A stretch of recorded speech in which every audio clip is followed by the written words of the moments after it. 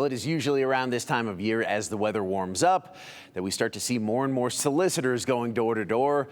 And sometimes this increase means an increase in calls to police about suspicious behavior. Joining us now, Sergeant Tony Ostrander with the Boise Police Department with some reminders about what is and what is not allowed and what you can ask. Sergeant, thank you so much for joining us. Appreciate it.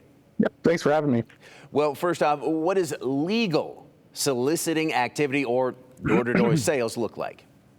So what that looks like is Boise City requires that every door-to-door solicitor gets a license through the city.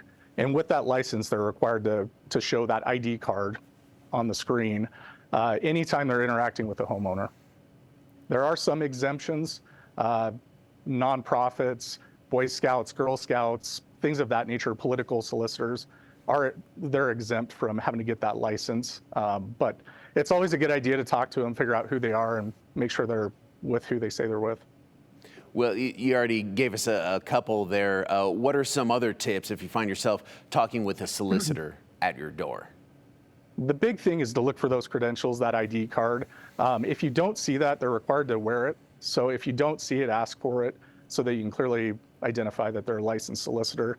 The other big thing is don't invite them into your home. I know that seems like common sense, but if they're aggressive and they try to get into the home or anything of that nature, don't let them do that. And I would also caution people not to provide too much personal or financial information when they speak to a solicitor. Yeah, absolutely. Some great tips there. What are some other concerning behaviors? You already talked about one, people sort of trying to get into your home. What are some other concerning behaviors that maybe people should look out for? And then what should they do about that? So the big thing, and it's going to be pretty obvious, is when they're overly aggressive. If they're asking too many questions, they're highly aggressive with trying to come inside or with whatever they're soliciting, you're going to know it when you see it, but that over-aggression is a big red flag. So I would tell people if they encounter that, close the door. If they need to call police, they can call non-emergency. Certainly if it's an emergency, call 911 and we'll respond to it. Outside of that, other issues to kind of keep an eye on are if they're soliciting in off hours, late at night or way early in the morning, they shouldn't be doing that. They're required to do their soliciting during a certain period of time.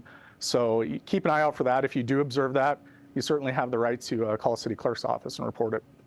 Sergeant, some great tips right there. Appreciate it. Thank you. And again, as you said, if you need to, just go ahead and close that door. Yes, absolutely. Sergeant, appreciate your time. Thank you so much.